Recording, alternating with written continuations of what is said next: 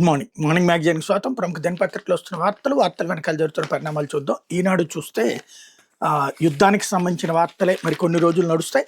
హార్ముజ్‌లో అగ్గి, Iran mine laying షిప్పుల మీద తీవ్ర దాడులకు దిగిన అమెరికా, ప్రతిగా 3 రవాణా నౌకలపై విరుచుకుపడిన ఇరాన్, వాటిలో భారత్కు వస్తున్న థాయ్ నౌక 3 సిబ్బంది గల్లంతు, ఒమన్ పోర్టులో చమురు ట్యాంకర్లపైన దాడి, ఇరాన్ లెబనాన్పై కొనసాగిన ఇజ్రాయెల్ దాడులు, గల్ఫ్ దేశాలపై ఇరాన్ డ్రోన్లు, క్షిపణులు, మళ్లీ పడిపోయిన స్టాక్ మార్కెట్లు, చమురు రవాణాకు అత్యంత కీలకమైన హార్ముజ్ జలసంధిలో అగ్గిబుట్టింది. రవాణా నౌకలను పేల్చేందుకు ఇరాన్ మోహరించిన మైన్ లేయింగ్ నౌకల మీద సముద్రంలో మందు పాత్రలు అమర్చే నౌకలు అమెరికా బేకర్ దాడులు చేసింది. 16 నౌకలను ధ్వంసం చేసింది. ప్రతిగా పర్షియన్ గల్ఫ్ జలాల్లో 3 రవాణా నౌకల మీద ఇరాన్ దాడులు చేసింది. ఇందులో భారత్కు వస్తున్నటువంటి థాయిలాండ్ నౌక ఉంది. ఈ నౌకలను 3 గల్లంతయ్యారు. యుద్ధం 12వ రోజైన బుధవారం ఇరాన్ లెబనాన్లోని పౌర లక్ష్యాలపై విరుచుకుపడింది. ఇజ్రాయెల్ విరుచుకుపడింది. ఇటు గల్ఫ్ దేశాల మీద ఇరాన్ దాడులు కొనసాగించింది అన్నటువంటిది హైలైట్ చేశారు. అయితే ఇరాన్లో ఇక లక్ష్యాలేమీ మిగలలేదు, త్వరలో యుద్ధాన్ని ముగిస్తాం ట్రంప్. బేకర్ యుద్ధం కొనసాగుతుంది, 1-2 మినహా ఇక్కడ పెద్దగా లక్ష్యాలేం మిగలేదు. అమెరికా సేవలు ఊహించిన దానికన్నా ఎక్కువ విధ్వంసం సృష్టించాయి. 6 వారాల్లో సృష్టిస్తామనుకున్నటువంటి యుద్ధాంశాన్ని ముందుగానే పూర్తి చేశాం. మేము ఎప్పుడు కావాలనుకుంటే అప్పుడు యుద్ధం ఆపగలం, త్వరలోనే ముగించాలనుకుంటున్నాం అంటూ ట్రంప్ స్టేట్మెంట్ హైలైట్ చేశారు. అయితే ఐఎస్బి తరహాలో ఐఎస్ఏ త్వరలో ఇండియన్ స్కూల్ ఆఫ్ అగ్రికల్చర్ ఏర్పాటు చేస్తాం. నారుమళ్ల కోసం మే 15 నీటి విడుదల, సంక్షేమ పథకాల అమలుపై ముందే షెడ్యూల్. కలెక్టర్లు, హెచ్ఓడీలు, కార్యదర్శులు క్షేత్ర పర్యటనకు వెళ్లాల్సిందే. కలెక్టర్ల సదస్సులో సీఎం చంద్రబాబు, రాష్ట్ర ప్రభుత్వం ఇకపై సంక్షేమ పథకాల అమలు షెడ్యూల్ ముందుగానే ప్రకటిస్తుందని ముఖ్యమంత్రి చంద్రబాబు తెలిపారు. ఇండియన్ స్కూల్ ఆఫ్ బిజినెస్ తరహాలో ఇండియన్ స్కూల్ ఆఫ్ అగ్రికల్చర్ పేరుతో డీమ్డ్ యూనివర్సిటీని ఏర్పాటు చేస్తామని ప్రకటించారు. ఎస్తోనియా, ఇజ్రాయెల్ తరహాలో 2047కి ప్రతి 1000 మందిని ఒక స్టార్టప్ ఏర్పాటు చేస్తున్నారు. అన్నదాత సుఖీభావ 3వ విడత నిధులు ఈ నెల 13న సాయంత్రం 5 గంటలకు రైతుల ఖాతాలో జమ చేస్తామని, ఉగాదికి 2.5 లక్షల గృహప్రవేశాలు జరుగుతాయని ప్రకటించారన్నటువంటిది హైలైట్ చేశారు. అయితే కావూరు ఇక లేరు అంటూ ఆసుపత్రిలో చికిత్స పొందుతూ మృతి, హైదరాబాద్ జూబ్లీహిల్స్ మహాప్రస్థానం నేడు అంత్యక్రియలు, ఏపీ గవర్నర్, సీఎంలు సహా ప్రముఖుల సంతాపాలు. ప్రముఖ రాజకీయ నేత, వ్యాపారవేత్త, కేంద్ర మాజీ మంత్రి కావూరు సాంబశివరావు కన్నుమూశారు. 5 రోజుల క్రితం బ్రెయిన్ స్ట్రోక్ గురైన ఆయన హైదరాబాద్ బంజారాహిల్స్లోని స్టార్ ఆసుపత్రిలో చికిత్స పొందుతూ బుధవారం తుదిశ్వాస విడిచారు. కావూరు సాంబశివరావుని నెల 6న రాత్రి 7 గంటల ప్రాంతంలో కుటుంబ సభ్యులు ఆసుపత్రికి తీసుకొచ్చారు. అప్పటికే ఆయన అపస్మారక స్థితిలో ఉన్నారు. వెంటనే అత్యవసర విభాగానికి తరలించి పరీక్షలు నిర్వహించాం. సిటీ స్కాన్ చేయడంతో బ్రెయిన్ హ్యామరేజ్కి, మెదడులో రక్తస్రావం గురైనట్టు తేలింది అన్నటువంటి వార్తని హైలైట్ చేశారు. కాకపోతే ఎయిర్ ఇండియా విమానానికి థాయిలాండ్లో ల్యాండింగ్ సమస్య, నోస్ గేర్ ధ్వంసం, పేలిన టైరు, త్రుట్లో తప్పిన ప్రమాదం. హైదరాబాద్ నుంచి వెళ్తుండగా ఘటన. పుకెట్ రన్వే మీద విమానం ధ్వంసమైనటువంటి నోస్ గేర్ని ఇక్కడ హైలైట్ చేశారు. అయితే స్పీకర్పై వీగిపోయిన అవిశ్వాసం ఏదైతే గొప్పగా ప్రతిపక్షాలు ప్రకటించినాయి, అది కాస్త లోక్సభ స్పీకర్ ఓం బిర్లాపై విపక్షాలు ప్రవేశపెట్టిన అవిశ్వాస తీర్మానం వీగిపోయింది. 2 రోజుల చర్చ అనంతరం బుధవారం సాయంత్రం నిర్వహించిన ఓటింగ్లో మూజువాని ఓటుతో సభ దీన్ని తిరస్కరించింది. కేంద్ర హోంమంత్రి అమిత్ షా చేసిన కొన్ని వ్యాఖ్యలు వాతావరణాన్ని వేడెక్కించాయి. ఆయన క్షమాపణలు చెప్పాలంటూ విపక్షాలు డిమాండ్ చేసి పెద్ద ఎత్తున నినాదాలు చేస్తూ సభా కార్యకలాపాలకు అంతరాయం కలిగించాయి. ఈ పరిస్థితుల మధ్యన ఓటింగ్ నిర్వహించి తీర్మానాన్ని తిరస్కరించారు. అనంతరం సభను గురువారానికి వాయిదా వేశారు. విపక్షాల తీర్మానంపై మంగళవారం మొదలైన చర్చ 2వ రోజు కొనసాగింది అన్నటువంటిది హైలైట్ చేశారు. అయితే ప్రోత్సాహకాలు ఇవ్వకపోతే ఎవరు పెట్టుబడులు పెడతారు? వైకాపా ఎంపీ గురుమూర్తిని ప్రశ్నించిన హైకోర్టు, మార్కెట్ ధరకు భూములు ఇస్తానంటే కంపెనీలు తమకు అనుకూల ప్రాంతాలకు వెళ్లే ప్రమాదం ఉంది. ప్రభుత్వ పాలసీలో భూ కేటాయింపు ఒక అంశం మాత్రమే. ఐటీ ఎకోసిస్టమ్ అభివృద్ధి చెందితే 200 ఏళ్ల పాటు ప్రయోజనాలు. హైకోర్టు కీలక వ్యాఖ్యలు. ప్రపంచ దేశాలు పక్క రాష్ట్రాలతో పోటీని తట్టుకుని పెట్టుబడులకు రాబట్టాలంటే ప్రోత్సాహకాలు ఇవ్వకుండా ఎవరు ముందుకు వస్తారు? మార్కెట్ ధరకు భూములు ఇస్తామని రాష్ట్ర ప్రభుత్వం అంటే కంపెనీలు దండం పెట్టి తమకు అనుకూల ప్రాంతాలకు వెళ్లే ప్రమాదం ఉంది. వేలం ద్వారా వివిధ కంపెనీలకు భూములు కేటాయిస్తే ప్రభుత్వం ఆశించిన ఫలితాలు రాకపోవచ్చని రాష్ట్ర ప్రభుత్వం తీసుకొచ్చిన విధానాలు వివిధ సంస్థలకు భూముల కేటాయింపును సవాల్ చేస్తూ వైకాపా ఎంపీ గురుమూర్తి చేసిన ప్రజాహిత వ్యాజ్యం విచారణ సందర్భంగా హైకోర్టు కీలక వ్యాఖ్యలు చేసింది. అభివృద్ధిలో పక్క రాష్ట్రాలతో పోటీ పడాలంటే భారీ స్థాయిలో పారిశ్రామికీకరణ జరగాలని, పెద్ద ఎత్తున పెట్టుబడులు రావాలని ధర్మాసనం ఆకాంక్షించింది. ప్రభుత్వ విధానంలో వివిధ సంస్థలకు భూమి కేటాయింపును ఒక అంశంగా మాత్రమే చూడాలి, దానివల్ల భవిష్యత్తులో విస్తృత ప్రయోజనాలు ఉంటాయని స్పష్టం చేసింది. ప్రభుత్వ విధానాలతో ఐటీ ఎకోసిస్టమ్ అభివృద్ధి చెందితే 200 ఏళ్ల పాటు ప్రయోజనాలు ఉంటాయని వ్యాఖ్యానించింది. ప్రభుత్వ ప్రయత్నాలను అడ్డుకోవాలని తాము ఇక్కడ లేవని తేల్చి చెప్పింది. కంపెనీలకు ఇచ్చే ప్రోత్సాహకాల మధ్య వ్యత్యాసాలు ఉండొచ్చు, ఈ కారణాలతో మొత్తం అభివృద్ధిని అడ్డుకోలేం. కంపెనీలకు భూ కేటాయింపుల విషయంలో ప్రభుత్వం తీసుకొచ్చిన పాలసీని మేము విస్తృత కోణంలో చూడాల్సి ఉంటుందని కోర్టు వెల్లడించింది. రాష్ట్ర విభజన అనంతరం ఆంధ్రప్రదేశ్కి వ్యవసాయ ఆధారిత రాష్ట్రంగా మిగిలిపోయిందని, ఈ నేపథ్యంలో పరిశ్రమలు ఏర్పాటు చేసిన రాష్ట్ర ప్రభుత్వం ఎత్తిస్తోంది ధర్మాసనం గుర్తు చేసింది. ప్రభుత్వ విధానాల వల్ల తాము పెట్టుబడులు పెట్టలేకపోతున్నామని ఏ ఒక్క కంపెనీ కోర్టుకు రాలేదు కదా అని ప్రశ్నించింది. రాజకీయ నాయకుడిగా మీరు ప్రభుత్వ విధానాన్ని సవాల్ చేస్తూ పిలివేశారని వైకాపా ఎంపీ గురుమూర్తిని ఉద్దేశించి వ్యాఖ్యానించింది. రాష్ట్రాన్ని ఐటీ హబ్గా తీర్చిదిద్దేందుకు ప్రభుత్వ విధానాలు రూపొందించి ఉండొచ్చని పేర్కొంది. ప్రభుత్వ విధానపరమైన నిర్ణయాల్లో న్యాయస్థానాలు సహజంగా జోక్యం చేసుకోవని, తమ పాత్ర పరిమితమైందని తెలిపింది. భూ కేటాయింపులు ప్రభుత్వ విధానాలను సవాల్ చేస్తూ ఇప్పటికే పలు ప్రజాహిత వ్యాజ్యాలు వేశారని గుర్తు చేసింది. ఇలాంటి చర్యలను అనుమతించబోమని స్పష్టం చేసింది. ప్రస్తుతం పిల్లో కౌంటర్ వేయాలని ప్రభుత్వాన్ని ఆదేశించి గతంలో దాఖలైన వ్యాజ్యాలతో ఈ పిల్లిని జడ్జ్ చేయాలని రిజిస్ట్రీని ఆదేశించింది. హైకోర్టు ప్రధాన న్యాయమూర్తి జస్టిస్ ధీరసింగ్ ఠాకూర్, జస్టిస్ చల్లా గుండ్రంజల్తో కూడిన ధర్మాసనం బుధవారం ఈ మేరకు ఉత్తర్వులు ఇచ్చింది అన్నటువంటిది హైలైట్ చేశారు. సునీత సిబిఐ పిటిషన్లను కొట్టేసిన సుప్రీంకోర్టు సిఆర్పిసి 207 ప్రొసీడింగ్స్ 4 వారాల్లో పూర్తి చేయాలని ట్రయల్ కోర్టుకు ఆదేశం. వివేక హత్య కేసులో 3 అదనపు ఛార్జ్షీట్ దాఖలు చేసిన సిబిఐ మాజీ మంత్రి వైఎస్ వివేకానంద రెడ్డి హత్య కేసులో నిందితుల బెయిళ్లను రద్దు చేయాలంటూ ఆయన కుమార్తె సునీత నర్రెడ్డి సిబిఐ దాఖలు చేసిన పిటిషన్ సుప్రీంకోర్టు కొట్టేసింది. ఈ కేసులో దర్యాప్తు సంస్థ 3 అదనపు ఛార్జ్షీట్ దాఖలు చేసి తదుపరి దర్యాప్తు అవసరం లేదని చెప్పడంతో సర్వోన్నత న్యాయస్థానం నిర్ణయం తీసుకుంది.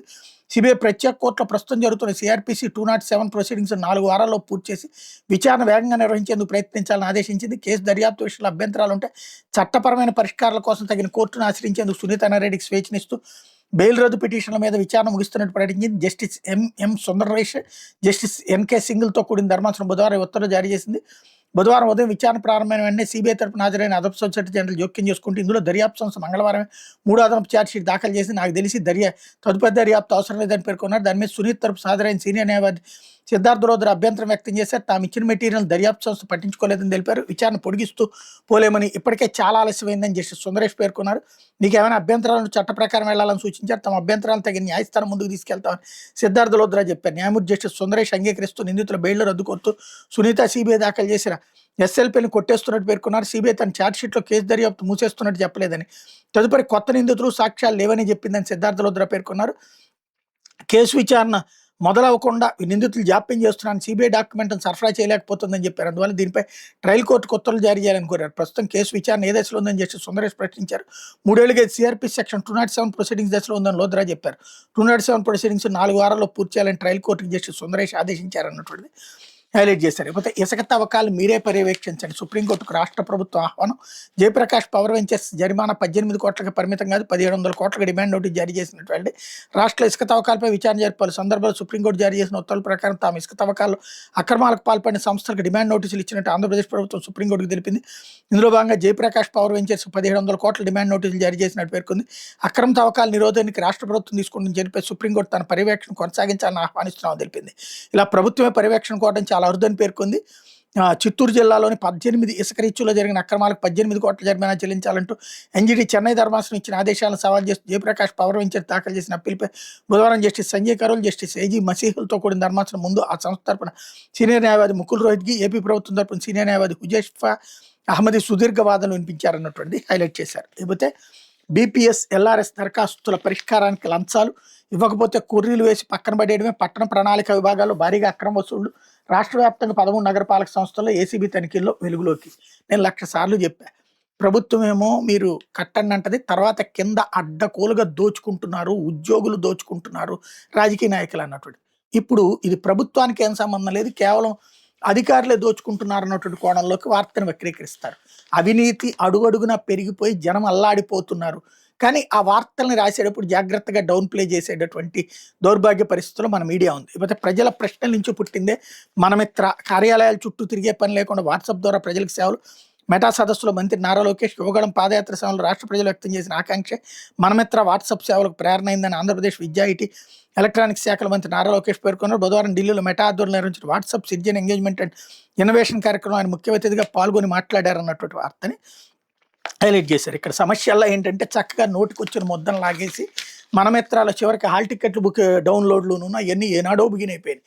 జగన్ ఉన్నప్పుడే, క్రిందసారి చంద్రబాబు ఉన్నప్పుడే బిగినాయి. జగన్ కూడా అదే కంటిన్యూ చేశాడు. అట్లాగే బిల్లులు చెల్లింపు ఆన్లైన్లో ఎప్పటి నుంచో జరుగుతుంది, అది వాట్సాప్ ద్వారా చేసేది. ఇంటికి వచ్చేటటువంటి సర్టిఫికెట్లు, బర్త్ సర్టిఫికెట్లు, డెత్ సర్టిఫికెట్లు, మార్క్ లిస్టులు ఇట్లాంటివన్నీ తీసుకురాగలిగితే బాగుంటుంది. ఆ సేవలు ఏమీ చేయలేకపోతున్నారు.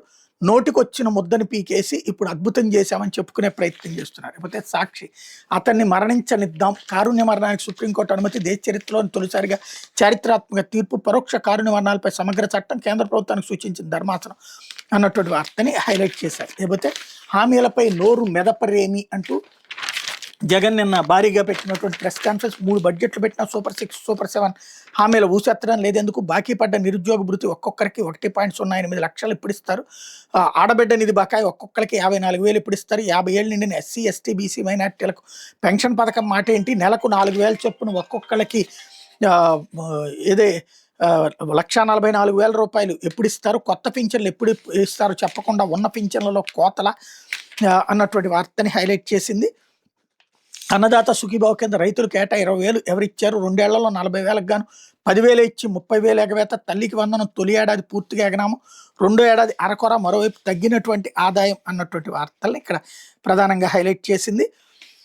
దోచుకో పంచుకో తినుకో విధానం వల్ల గణనీయంగా తగ్గిన రాష్ట్ర ఆదాయం అన్నారు. అలాగే మహిళలకు మళ్ళీ మోసం అంటూ సూపర్ 6, 7 అని మోసం చేసావు, పొదుపు సంఘాల అక్క చెల్లెమ్మలకు అన్ని విధాలా దగా చేసావు, మహిళలకు అందించిన పథకాలను రద్దు చేసావు, ఆఖరికి 0 వడ్డీ కూడా ఇవ్వకుండా దారుణంగా వంచావు, ఇప్పుడు మరోసారి మభ్య పెడుతున్న మహిళలకు ఆడబిడ్డ నిధి ఎప్పుడు ఇస్తారు అన్నటువంటిది హైలైట్ చేశారు. అట్లాగే నెయ్యి దుమారం రేపి స్కాములు అంటూ తిరుమలకు సరఫరా అయిన నెయ్యి టెండర్లు గమనిస్తే 200 కోట్ల స్కామ్ బయటపడుతుంది. ఉద్దేశపూర్వకంగానే ఏడాదిలో కిలో నెయ్యి రేటు 351 నుంచి 716కి పెంచేశారు. ఇది ప్రపంచ చరిత్రలో కనివిని ఎరుగని స్కామ్. దేవుడంటే భయభక్తులు లేకుండా ఒక పక్క నెయ్యిపై దుమారం రేపి అదే నెయ్యిని అడ్డుపెట్టుకుని స్కాములు చేస్తున్నారన్నటువంటి వార్తని హైలైట్ చేశారు. అయితే ఉద్యోగులకు 35,000 కోట్ల బకాయిలు, అధికారంలోకి వచ్చిన వెంటనే ప్రభుత్వ ఉద్యోగులకి ఐఆర్ ఇస్తామన్న హామీకి అతిగతి లేదు, పీఆర్సీ ప్రస్తావన లేదు, 4 పెండింగ్ డిఏలు ఎప్పుడు ఇస్తారో స్పష్టత లేదు, GPF, APGLI, medical reimbursement, retirement benefits, surrender leaves కింద ఉద్యోగులకు 35,000 కోట్లు బాకీ పడ్డారు. చివరికి ఆశా వర్కర్లు, అంగన్వాడీలకు ఇచ్చిన హామీలను నెరవేర్చకుండా పోలీసులతో దాడి చేయించారన్నటువంటిది హైలైట్ చేశారు. లేకపోతే ఇదేనా తాట తీయడం అంటూ తాట తీస్తామని డైలాగులు చెప్పడం కాదు, మహిళలపై దారుణాలకు పాల్పడ్డ కూటమి నేతలు ఎంతమందిపై చర్యలు తీసుకున్నారు, రైల్వే కోడూరు జనసేన ఎమ్మెల్యే తనపై అత్యాచారం కొడుగట్టాను, బాధితురాలు నీకే ఫిర్యాదు చేసింది బాబు, టీడీడీ చైర్మన్ మహిళను మోసం చేసి వీడియోలు ఫోటోలతో దొరికిపోతే ఏం చేసావు బాబు, కేజీబీవీ ప్రిన్సిపల్ టీడీపీ ఎమ్మెల్యే కోన వేధింపుల మీద చర్యలేవి అన్నటువంటిది హైలైట్ చేశారు. అట్లాగే ఫీజులు కట్టలేక చదువులు మానేస్తున్నారు అంటూ విద్యా దీవెన, వసతి దీవెన బకాయిలు ఎప్పుడు ఇస్తారో చెప్పరు, తల్లిదండ్రుల తీవ్ర ఒత్తిడి, ఆస్తులు అమ్ముకోవాల్సిన పరిస్థితి, 10,328 కోట్లు ఇవ్వాల్సి ఉంటే ఈ బడ్జెట్లో కేవలం 2,766 కోట్లు కేటాయింపు, చంద్రబాబు సర్కార్పై జగన్ ఆగ్రహం అన్నటువంటిది హైలైట్ చేశారు. లేకపోతే ఆరోగ్యశ్రీకి భారీగా బకాయిలు, ఏకంగా 3,150 కోట్లు పెండింగ్, 2026-27లో మరో 4,000 కోట్లు కావాలి, నెట్వర్క్ ఆసుపత్రులు బంద్ ప్రకటిస్తున్నాయి, చంద్రబాబుకి చీమ కుట్టినట్టు కూడా లేదు, సర్కార్పై వైఎస్ జగన్ మండిపాటు అన్నటువంటి వార్తని హైలైట్ చేశారు. లేకపోతే విదేశీ మెడికల్ గ్రాడ్యుయేట్లకి ఊరట, 2026-27లో దేశవ్యాప్తంగా 43,250 ఇంటర్న్షిప్ సెట్ల కేటాయింపు, దేశంలో కంపల్సరీ రొటేటింగ్ ఇంటర్న్షిప్ చేయడానికి ఎదురు చూస్తున్న ఫారిన్ మెడికల్ గ్రాడ్యుయేట్లకు నేషనల్ మెడికల్ కమిషన్ ఊరటనిచ్చింది. ఇంటర్న్షిప్ సీట్ల కొరతకు చెక్ పెడుతూ 26-27 సంవత్సరం దేశవ్యాప్తంగా ప్రభుత్వ, ప్రైవేటు వైద్య కళాశాల 43,250 సీట్లు కేటాయించింది. కళాశాల వారీగా సీట్ మ్యాట్రిక్స్ ఎన్ఎంసీ కార్యదర్శి డాక్టర్ ఎల్ రాఘవ్ బుధవారం విడుదల చేశారు. ఏపీలో 2,271, తెలంగాణ 4,871 సీట్లు అందుబాటులో ఉన్నట్టు వెల్లడించారు. ఈ సీట్లను వెంటనే ఎఫ్ఎంజీలకు కేటాయించాలని రాష్ట్రాల మెడికల్ కౌన్సిల్స్ డిఎంఏలకు ఆదేశించారు. రాష్ట్రాల వారీగా విడుదల చేసిన సీట్ మ్యాట్రిక్స్లో లోపాలు, మార్పులు ఉంటే వారంలో తమ దృష్టికి తీసుకుని రావాలని మెడికల్ కౌన్సిల్కి ఎన్ఎంసీ గడువు విధించింది. ప్రస్తుతం వైద్య కళాశాలలో మొత్తం ఇంటర్న్షిప్ సీట్లు 7.5% ఎఫ్ఎంజీలకు కేటాయించారు. కొత్త వైద్య కళాశాల ఇంటర్న్షిప్ సీట్లు 100% విదేశీ వైద్య విద్యార్థుల కేటాయింపు, 22-23 నుంచి 25-26 విద్యా సంవత్సరాల మధ్య పెరిగిన సీట్లని పూర్తిస్థాయిలో విదేశీ విద్యార్థులకు అందుబాటులో ఉంటాయన్నటువంటిది హైలైట్ చేశారు. ప్రతి సోమవారం హోటళ్లకి వీక్లీ హాలిడే, గ్యాస్ కొరత నేపథ్యంలో స్విగ్గీ, జొమాటో ఆర్డర్ల నిలిపేత, ఏపీ హోటళ్లు చేసిన నిర్ణయం, గ్యాస్ కొరత కారణంగా రాష్ట్రంలోని స్టార్ హోటల్ నుంచి జొమాటో, స్విగ్గీ ఆన్లైన్ ఆర్డర్లను త్వరలో నిలిపివేస్తున్నట్టు హోటల్ అసోసియేషన్ జేఏసీ ప్రకటించి ముఖ్యంగా వాణిజ్య గ్యాస్ సిలిండర్ల కొరత వినియోగాన్ని తగ్గించుకోవాలని నిర్ణయం తీసుకుందన్నటువంటి వార్తని హైలైట్ చేశారు. లేకపోతే ఆంధ్రజ్యోతి, ఇరాన్పై యుద్ధం త్వరలో ముగుస్తుంది, ఆ దేశంలో టార్గెట్ చేయడానికి ఏమీ లేదు, 6 నెలలు అనుకుంటే 2 వారాల్లోనే సాధించే మిగిలిన పని గంటలో ముగించగలని నేను ఎప్పుడు అనుకుంటే అప్పుడు యుద్ధం ఆగిపోతుంది, అమెరికా అధ్యక్షుడు ట్రంప్. వ్యూహాత్మక యుద్ధానికి సిద్ధమైన ఇరాన్, హార్ముజ్ జలసంధిలోని సముద్ర మందుపాత్రలు, గల్ఫ్లోని అమెరికా బ్యాంకులు, ఆర్థిక సేవల సంస్థల కార్యాలయాలు టార్గెట్గా చర్యలు, దుబాయ్ ఫైనాన్షియల్ సెంటర్లోని సిబ్బందిని ఖాళీ చేసిన సిటీ గ్రూప్, మరో 2 సంస్థలు, దుబాయ్ ఎయిర్పోర్ట్ వద్ద ఇరాన్ డ్రోన్ దాడి, ఓ భారతీయుడు సహా 9 గాయాలు, దుబాయ్ నుంచి భారత్కు వస్తున్న థాయ్ నౌకలో పేలుడు, 3 భారత సిబ్బంది మృతి అన్నటువంటిది హైలైట్ చేశారు. జనంలోకి వెళ్లాల్సిందే, కలెక్టర్లు నెలలో 8 రోజులు క్షేత్రస్థాయికి తరలాలి, విభాగాధిపతులు, కార్యదర్శులు కూడా పర్యవేక్షణ కోసం ప్రత్యేక పోర్టల్ ఏర్పాటు, నీరూపాలు కలుషితమవుతుంటే ఏం చేస్తున్నారు, ప్రజల ప్రాణాలకు లెక్కనేంతనంగా ఉందా, ఉదాసీనంగా ఉండేవారిపై కఠిన చర్యలు తప్పు, వచ్చే మార్చి నాటికి భూ వివాదాలు లేని రాష్ట్రంగా ఏపీ, కలెక్టర్ల సదస్సులో సీఎం చంద్రబాబు దిశానిర్దేశం అన్నటువంటిది హైలైట్ చేశారు. గ్యాస్ సిలిండర్ అంటూ పానిక్ బుకింగ్స్తో కొరత వాతావరణం, గృహ వినియోగానికి యథావిధిగా సరఫరా కానీ భయంతో ముందస్తు బుకింగ్లు వెలువ దాదాపుగా స్తంభించిన ఐవీఆర్ఎస్ సర్వర్, బుకింగ్స్కి పరిమితి విధించిన కేంద్రం, కమర్షియల్ గ్యాస్కి రాష్ట్రం అంతా కటకట, మరో 2 రోజులకు మాత్రమే నిల్వలు, స్కూళ్ళు ఆసుపత్రులకే ఇకపై సరఫరా, బడ్జెట్ హోటళ్లు రెస్టారెంట్లు స్ట్రీట్ ఫుడ్కి దెబ్బ, ప్రతి సోమవారం హాలిడే, స్టార్ హోటల్స్ సంఘం త్వరలో జొమాటో స్విగ్గీ ఆర్డర్లు బంద్కి నిర్ణయం అన్నటువంటిది హైలైట్ చేశారు. అయితే రేషన్ కార్డు కాదు, ఫ్యామిలీ కార్డు, ఇక వేరుగా ప్రత్యేక కార్డు, దాంతోనే సంక్షేమ లబ్ధి, సూపర్ 6 పథకాల అనుసంధానం, 2 ఏళ్లలో 5 లక్షల కుటుంబాలు బీపీఎల్ నుంచి బయటకు వచ్చే అవకాశం, జీరో పావర్టీపై కలెక్టర్ సదస్సులో ప్రజెంటేషన్, రేషన్ కార్డుతో సంబంధం లేకుండా సంక్షేమ పథకాల అమలు, ఫ్యామిలీ కార్డు విధానం తీసుకొస్తున్నట్టు ప్రణాళిక శాఖ ముఖ్య కార్యదర్శి పీయూష్ కుమార్ తెలిపారు. ఆ కార్డుతోనే అన్ని రకాల పథకాలు లబ్ధి చేకూరుతుంది, దీనిపై క్షేత్రస్థాయిలో సర్వే నిర్వహిస్తున్నామని వివరించారు. సూపర్ 6 పథకాలను కూడా ఫ్యామిలీ కార్డుతో అనుసంధానం చేస్తామని చెప్పారు అన్నటువంటిది హైలైట్ చేశారు. ప్రోత్సాహకాలు ఇవ్వకుండా పెట్టుబడులు ఎలా అన్నటువంటిది ఇక్కడ కూడా హైలైట్ చేశారు. అట్లాగే హైటెక్ అవినీతి, టౌన్ ప్లానింగ్లో ఫోన్పే, గూగుల్ పే ద్వారా లంచాలు, ఒంగోలులో ఏకంగా 50 లక్షలకు పైగా లావాదేవీలు, ఏసీబీ అధికారులు ఆశ్చర్యం, 3.54 లక్షల నగదు సీజ్, ప్రభుత్వ భూముల్లో ప్రైవేట్ నిర్మాణాలకు అనుమతి, లంచం ఇస్తే ఇంటి ప్లాన్తోనే ఆసుపత్రి నిర్మాణానికి ఓకే అన్నటువంటిది హైలైట్ చేశారు.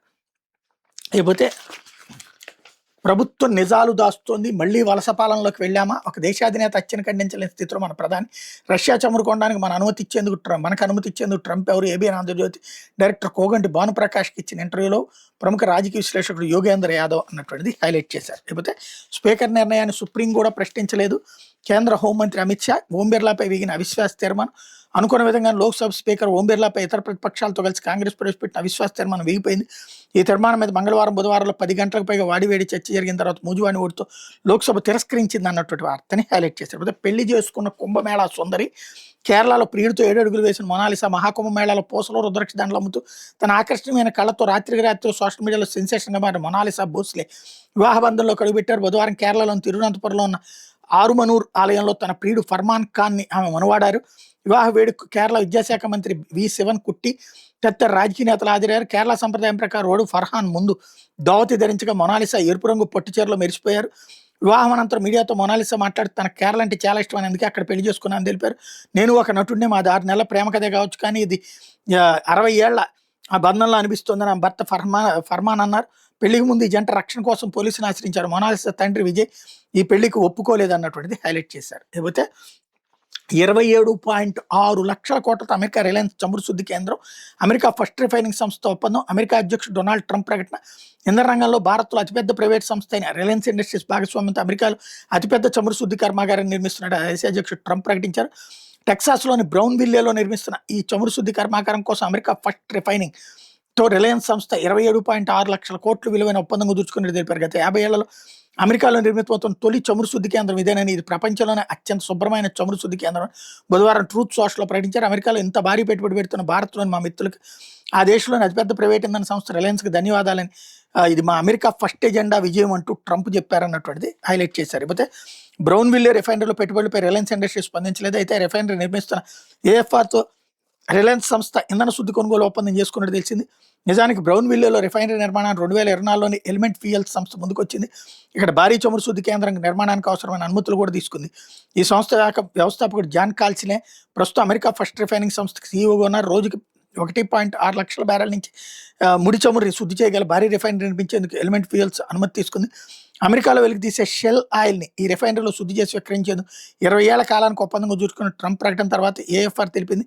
అయితే తన ప్రకటనలో రిలయన్స్ సంస్థ పేరును ప్రస్తావించలేదు. ఈ ఒప్పందం ప్రకారం $125 బిలియన్, 11.5 లక్షల కోట్లు విలువైన 1.2 బిలియన్ బ్యారెల్ అమెరికన్ షేల్ అయిన ఆయిల్ కొనుగోలు చేసి రిఫైనరీలో శుద్ధి చేస్తారు. $175 బిలియన్, 16.1 లక్షల కోట్లు విలువైన 50 బిలియన్ గ్యాలన్ శుద్ధి చేసిన ఇంధన ఉత్పత్తులు తయారు చేస్తారు. యుఎస్ ఎనర్జీ ఇన్ఫర్మేషన్ అడ్మినిస్ట్రేషన్ ప్రకారం